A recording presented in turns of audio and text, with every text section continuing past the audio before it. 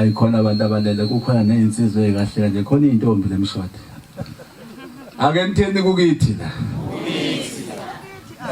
kusemshwadi la kuyakhazimula ibonga inkosi ngiyabingelela abagcotshwa abaphakathi kwalendlu abavangeli bashumayeli bakhokheli ngibingelele nebandla lonke nje likhona lonyazi lwezulu amen ngijabuleke ngiyajajamba abantu bakithi sebefikile bethi kukithi kufika abakhwenyana akabazole kwala cha sibizi sifuna inkomo sishadise izingane ziye eparadise ayibonge inkosi cha ngizohlala phansi nje kodwa bengifisa ukuthi nginemukele ngifuna ke sibambele le verse u50 rand lilodwa nje verse ngenzela ukuthi ngemukele lezi insizwa amen Ibongene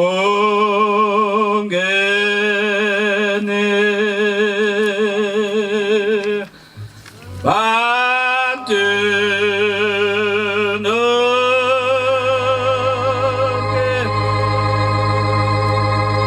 adeli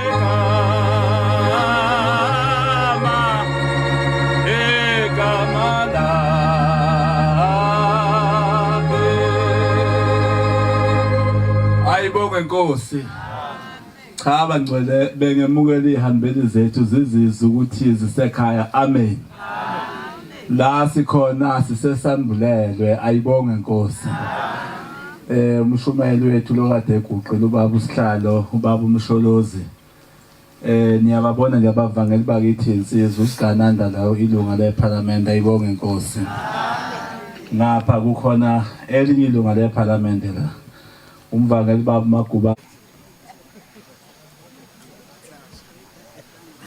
ukuphakama kwami akuphinde kuthande ngoba ingcwele benkosi onyazi lwezulu amen yebo nkosi ma ngihlume ngibe ngoxhaka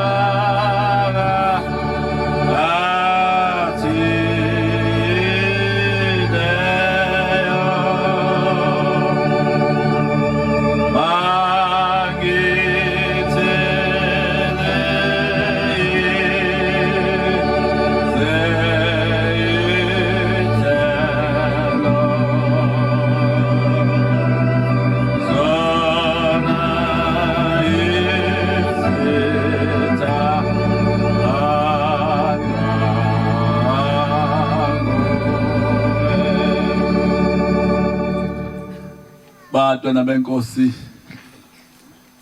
ngiswele imilomo ezinkulungwane yokuba ngibongele izwe lakithi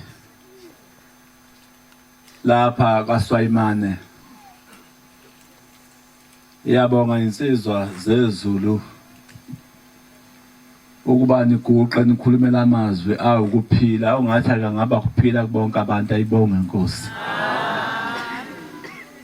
ngoba vele phela mawusukulele kujantshwe isitimela sihamba kuwe, kodwa kona la sizodla ifa laphakade. Ayibonge Nkosi. Bengithi mhlawumbe nizothi maseniqeda insizwa nisho ukuthi nizobuya nini. Ngicabanga ukuthi kanifanele ukuphuma lapha ethempelini ningashongo ukuthi nobele sivakashele nini, ngoba ukukhola kuyinto eshoda kakhulu emakhaya abantwana benkosi. Ngithi mina angifuni ukukhuluma umuntu mayesefile. Ngifisa ukubonga kakhulu baba uMshumayeli uNxamalala, usihlalo wezwe lakithi lona abantwana benkosi. Lo mntwana kaNkulunkulu ayikho into enkulu kuye enhlizweni yakhe ngaphandle kokusebenzela ushembe. Isikhathi sonke anaso ucabangela ushembe. Namanje nje umbona etshala ngalezi izingane nje ehamba ziyofunda umgidi, ngoba lokho ezukufundayo sizokufundisa abaningi kade bengaboni. Ngiyafisa ke bazali, uNkulunkulu anenze uthando lolu lube lude kakhulu, ukumlekelela uMshumayeli lomsebenzi ube impumelelo. Amen. Ngiyajabula nje bangibona izinto zakhe, kade ngibona namandayila. Ngithi mina cha, ayi kuhle, cha kuhle nje Mshwati bantwana benkosi. Uyabona ngisushembe nje maqhamuka uMshwati kuvuleka amasanga size sikhonze. Nezwa nibangcwele. Asize senze njani? Ngiyakukhuluma lokhu bantwana benkosi ngoba ukufa kubuthongo. Niyabona lento eniyibona ezweni lakithi bantwana benkosi, niyoyona nina abavangeli, niyoyona nina abashumayeli. Ngamhla nihambisa amacala kushembe ke ngeniphinde nivulele ebuhleni. Manje ke ngisho abantu benkosi ukuthi ngibonga lezi insizwa njengoba yishumayela nje seliqedile inkonzo yonke. Kodwa into enkulu esele iyodwa ukuthi umuntu nomuntu akayicelele. Ngiyathanda sike sihamba kakhulu ngeyitimela. Kwakukhona insizwe zayixoxa umfama Magwaza. Eyivama ufaka ibhluku elinevu neshirt eliblue lasemsebenzini. Ngithi bafana, njoba nibhabhatiswa kule ukukholwa, umuntu nomuntu akohlala hlala inikelela ingilozi yakhe yokukholwa kwakhe. Wese khuluma lento ngase ngikhumbula ngelanga ukuthi umkhulu wami wakakhuluma ngalento ukuthi bake bayakushembe inkonzo siphele banqoda sangiyaxoxesha. Bayakushembe bathi inkosi ubonakala kanjani umuntu uma ingilozi yakhe isamshiya abhajatiswa nayo. Ithi ke inkosi ke nibuza into enzima engafani ukutshela umuntu mayiphila. Ithi ke manje asilento nizohlubuka abantu abami. Ithi ke laba ke bayacela bathi baba siyacela usitshele. Ithi ke niyabona abantu abaningi baficwa insuku zokufa ingilozi zabo sebaxabana nazo. Ithi umuntu yombona ngoba umphefumulo wakhe usuphuma kuye, angavalelisi mehamba lo muntu uphawu lokuthi ufele umuntu ingilozi zakhe ingasahlali naye. Maye ngifisa ukuthi abantu benkosi ongathi mhlawumbe abashumayeli bangasikhumbuza ukuthi umuntu nomuntu ayinikelela ingilozi yokukholwa kwakhe. Ayibonge Nkosi. Faka noma ngabe 10. Lokhu ngiyakululeka kakhulu abantu benkosi. Enye into eyinkinga kakhulu emhlabeni, abantu bafa baduke ngokwehlula zinhliziyo. Hlulwa yini? Yokuthi ngeke mina ngizongitshela, mina ngiyazi angincengele utho lwamuntu. Lawo amagama amabi kufana negama lokuthi uyabona sekuhlezwe noma ngabe kini noma kuphi umuntu uma ekwaphimisa nje igama lokuthi hey akekho umuntu omkhulu la ngapheke komunye umuntu. Igama lesesihogweni lelo bantu benkosi. Niyakuza ngishoyo. Ungamuza umuntu phakathi komuzi esasho lelo gama lelo, ikhona into esukile kuye. Ngoba emhlabeni abantu yabanje bisandla sakho sinjena imini akayilingani. Manje ngiyakuxoxa lo bantu abenkosi ukuthi engathi umuntu nomuntu angathi mayithola ithuba ayinikelele inhliziyo yathi inkosi ngicela inhliziyo yami ingangehluli. Ngoba inhliziyo iyona edala inkosikazi ehlule ukuhlala endlini incamele kuyoqoma ngaphandle. Ngoba ihlulwe yini? Ehethi inkosikazi waqonywa nje nami ngiyaqoma. Nikhona nibangcwele. Ahlulwe into eyodwa ukuthi ethuneni umbuzo yobubheke kuye. Ngoba bengekho bonke labantu bacabangayo. Manje ke ngiyabonga kakhulu insizwa.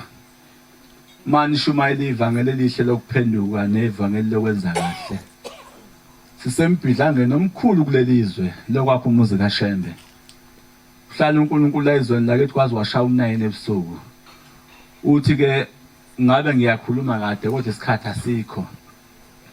Uthi kodwa yakhani. Nikhona nibangcwele. Wayekhuluma uShembe efica indla yodwa amanazaretha. Namhlanje izindlu idonsela ezindlini ezu8 manje. Ayibonge inkosi.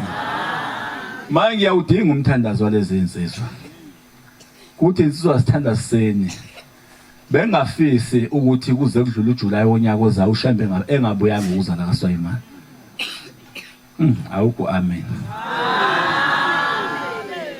Bengafisi bantu abenkosi kuzokwenzeka ngoba kukhona into embi esho baba uthi baba befundisi. Uma ufike ethempeleni ukubeka umshumayeli. Kufuna imali yomnikelo wesonto athi umshumayeli abantu abanayo imali. Ithi ke wena oqoqa abavangeli umfundisi abe lokhetha omunye umshumayeli bakuseni umshumayeli loyo. Awube khona amen endlini. Amen. Maye nje umshumayeli wathi abantu abanayo imali akuyena umshumayeli loyo. Nezwe abantu abenkosi. Amen. Maye ngisho labantu abenkosi ukuthi makusetshenzeli umsebenzi uma ubona ukuthi uyahluka wothula. Inqola idlule phambili. Lokhu lokuthi ukuthi kwenzeke kanjani ungatshelwe wini wena. Ufuna ukungqongqozela ekhaya unamba abantu uShembe ngalali abantu abenkosi 24/7. Manje ngisho abantu abenkosi uthi umthandazo omkhulu engudinga walezi insizwa. Ukuthi zisithandaze sithi ngonyaka ozayo libuye unyasa ayibonge inkosi. Sifuna abantu abenkosi nekelume nje unyazi lwezulu. NenkuShembe usiphile nabo abavangeli ngifuna bashaya umbhobho la ezweni lakithi. Hayi kodwa sihlala ngifuna ukushaya nje umbhobho ehlomani begcwele abantu. Ukusho nje ukuthi umthandazo yesabatha. Imini yesabatha. Nokuyiphatha inkonzo ezweni lakithi isebenzele lensiza abantu abenkosi nalabo abashumali ngemuva. Nalabo abakhokheli abantu abenkosi manje ke ngisho abantu abenkosi ukuthi asikhandleni umuntu akahamba uncenga intshebe yakhe manje ukuthi intshebe yami isiza emalini yakhe emakhathoni idla amabili uashiya amathathu. Funa kwakho umuzi kaShembe ayibonge inkosi. Bosisi ngikhulumile kanjalo. Ngathi imali singayidli. Ngoba sidlala isitokofela sobani njalo ngifuna nonke la nifaka o14. Nifakeni? Nibancenga obhuti laba abangasonto. Bamthanda kabi uShembe labo bhuti.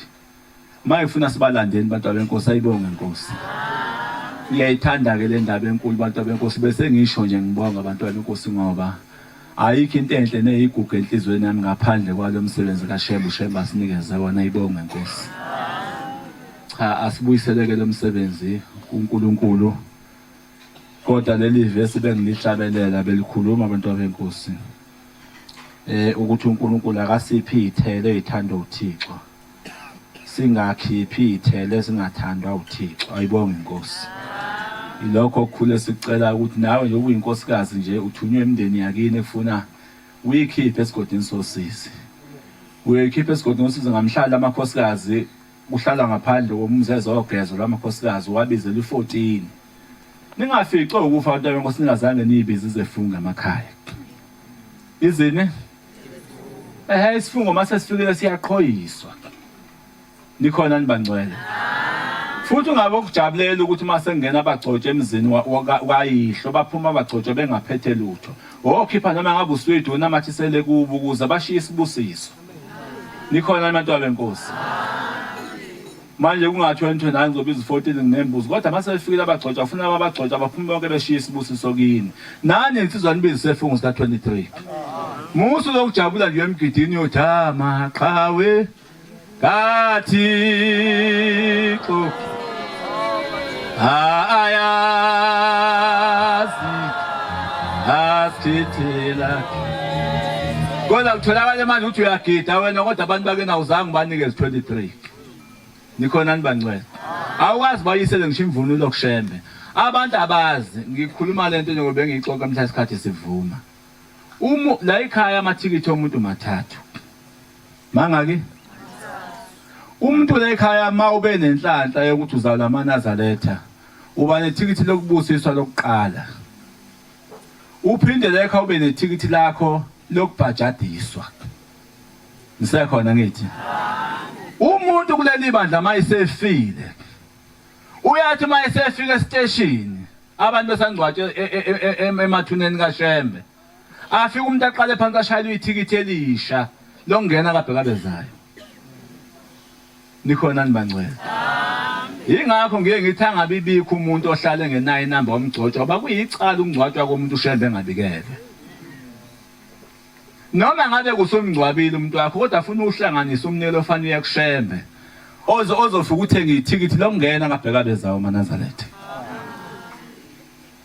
bengikhumbuza nje ithandwa zami kodwa nje sibahle sidumisa unyazi siyakujulayi ke bantwana bonke abantu abathenga amatende basindile umama ngalohlangothina wabhidlizwa amadokodo abo kodwa nje azobhidlizwa senikhona ukuze ungahlubuki thenga ini mama basho thenga ini abantu abahlubuka baba ngamaphekula lapha basalenzansi bahlutshula amadokodo nje ethi dokotela ngalakhela umyeni wami sefile senhlabathini nizokusiza ngani dokotela thengana amatende ke sabe semhlanganweni manazaretha sengijabule thina samadrobhisi niyazwa nali itende elizoma ebuhleni solala kulona mshuma uphi umshuma yena